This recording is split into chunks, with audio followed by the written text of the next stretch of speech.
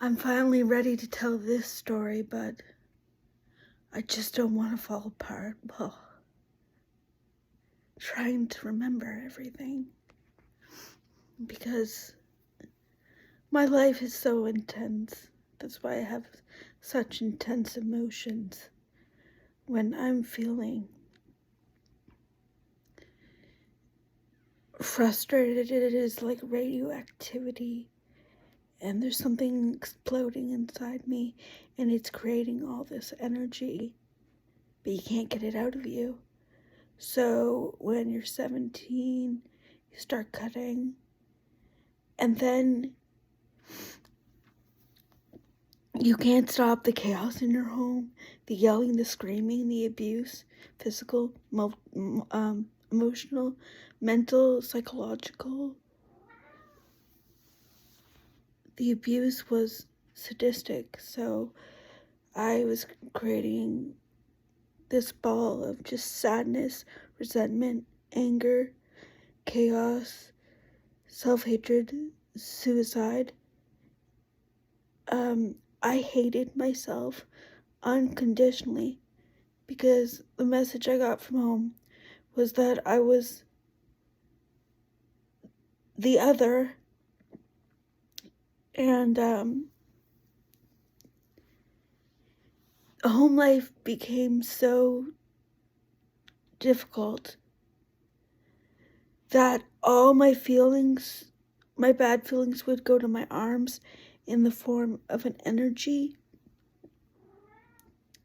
and I would have to cut the energy out. I would have to cut the anger and self-hatred and not feeling human and not feeling like everybody else and not being loved within the home, and having to have a severe cerebral palsy in which you fall every day and get up at a height of 10 per day. So you don't even know what humiliation is anymore. You don't even know what's normal anymore because you have to go through the insane just to get through a day. Your brain breaks. The fight or flight, the amygdala or whatever, it breaks, man. And it is hard to correct that broken brain.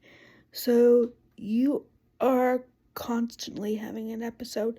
Your whole life is having a panic attack, one after the other. You're just surviving life. You're just going, ah, the whole way there. The whole way there. Because you are not guaranteed that you will be able to get up with someone's help or if you'll have to stay there. Because my family used to not help me in snow because to prove I was independent and I could do things on my own, I was left there until I could get up. Even in snowstorms, they would just walk right past me and leave me on the floor in the ice or the snow. And I hated when I didn't wear mitts because I would get frostbite. And the danger, like I could fall and really hurt myself. The steps in my Victorian home didn't even have a railing. Sometimes I would like risk it and hang on to the little blobs. There was 3 little blobs to hold on to, and I tried to make it till I got to one of the blobs that I could hang on to because it was just 3 steps that had basically stone on it. It was an old Victorian house. There was no railing, just these 3 odd stones as you're going up at each level. And then I would have to crawl to the top step because the top step, I wasn't brave enough to just get up and be able to move without falling backwards.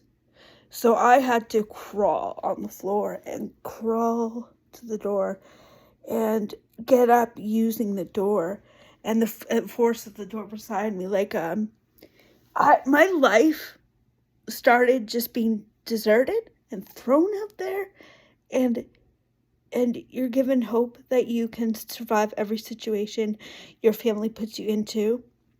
including at my dad's farm, where in the winter, it was back in the 90s, so the snow was up to here.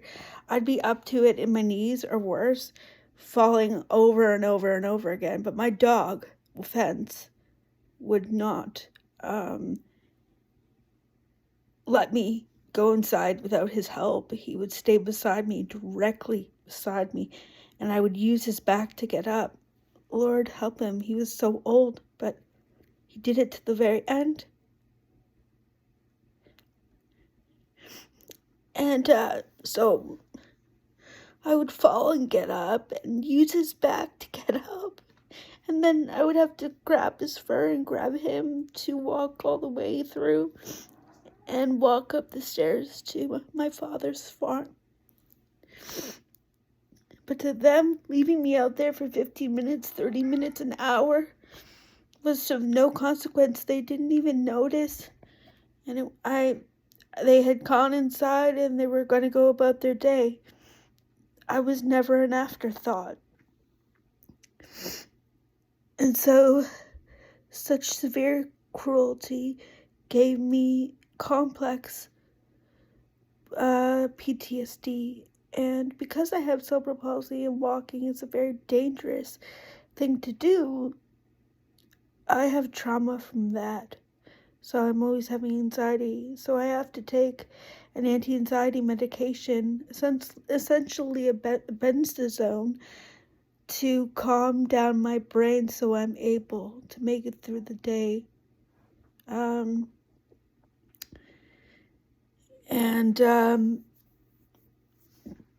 And of course, because I have a very strong soul energy that I use to overcome my body, there's going to be the same intensity of emotion in my soul for that closeness to God, that love.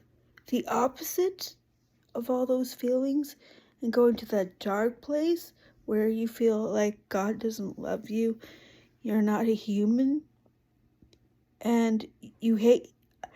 I always said to my counselors, I hate myself unconditionally, because I knew that I was never unconditionally loved by my parents, and that their abuse, I was never going to be fixed. This would be a lifelong struggle of a mental illness. Complex PTSD will always be a part of my future, because unfortunately every day is a little traumatic for me, because I have to use a walker and canes and a wheelchair, and I always feel like I'm going to fall. And I have to walk as though I'm walking between two buildings with a rope to walk on, but essentially no balance to even do it, or something to stand on. You're just expected to walk across the building on a rope, on a tightrope. That's like what it's like walking with TB, because you don't have balance and your body's so tight. It can't move like you or me, because I'm so tight. And every day I can't even put on my own shoes.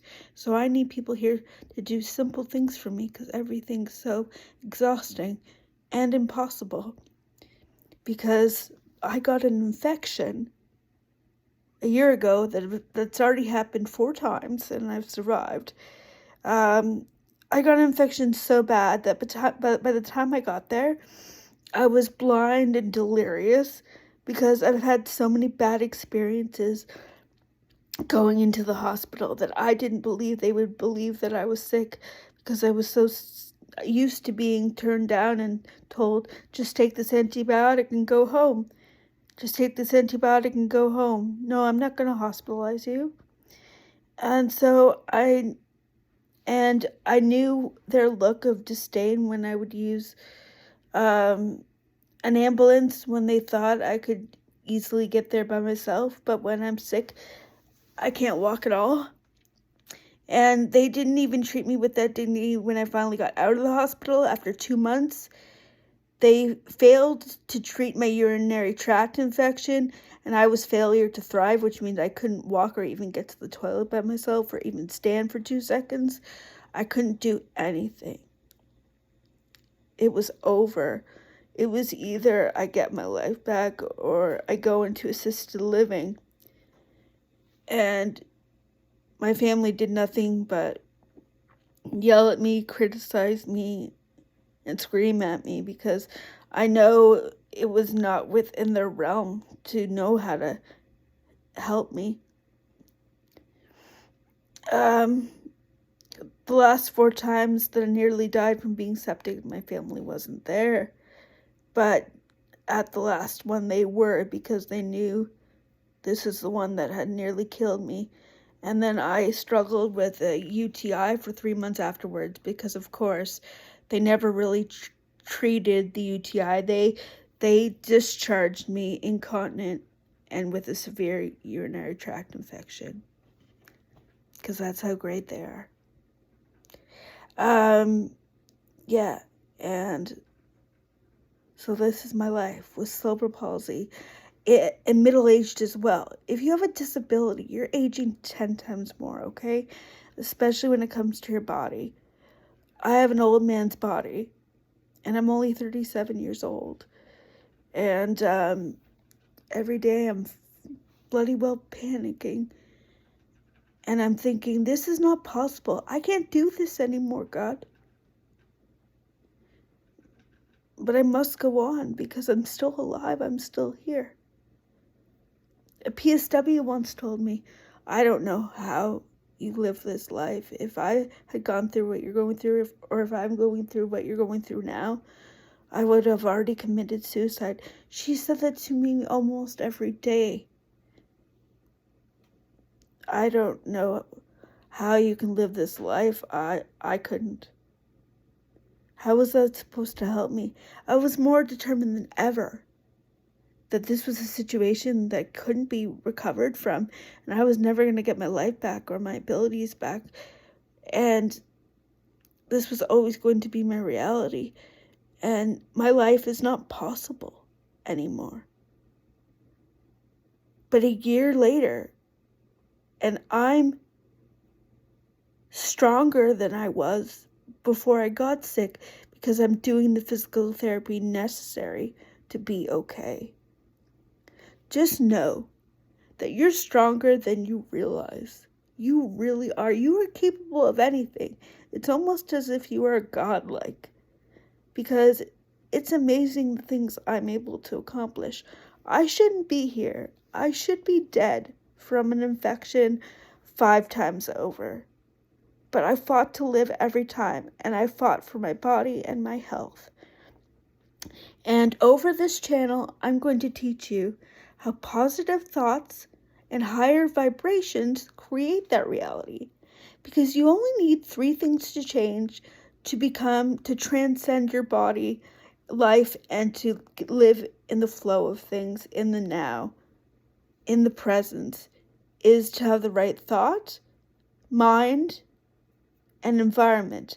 If these 3 are in coexistence or at one together, you can transcend your whole reality and create a reality of your choosing. One of my favorite mediums always used to say, that scientist that had that paralyzing illness, he was supposed to go when he was born, but his soul decided that he was going to overcome his body and his illness and live a full life. He had that power within, and the drive to go on. His disabled body was not going to mean he wasn't a citizen with a mind and a body and an agency and an autonomy. I'm often seen as a child because of my disability. It's horrible. It takes away a lot of your dignity, especially how you're seen as others on the outside of your body. But I'm making this video to assure you that you're capable of overcoming anything if your thoughts are in check and your mind is okay, because it can create anything. Miracles. My whole life has been one big miracle, and it's because I created them. I'm so good at manifesting my reality. I let this PSW lower my self-esteem to being nothing, because she thought I was nothing. That I let the infection be in my life 4 years longer than it should have. If I was in a more elevated setting where I was encouraged to get better and people around me believed I was getting better, I would have been fine. This woman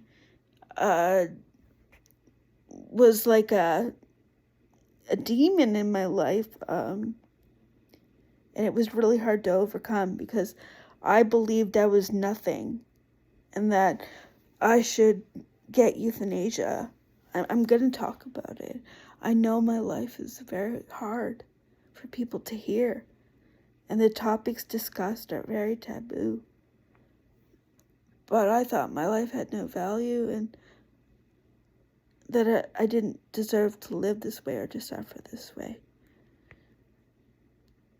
Now I think have been asked by God just to overcome this body as best as I can, to give you people an example when you see me walk by or you meet me somewhere. I'm an example of how to overcome obstacles. I guess I am an example life entity, and I have to accept that role. I hope you've enjoyed getting to know me and my life, and I know it's not easy to listen to. It never is, but it's nice to get it out. Thank you.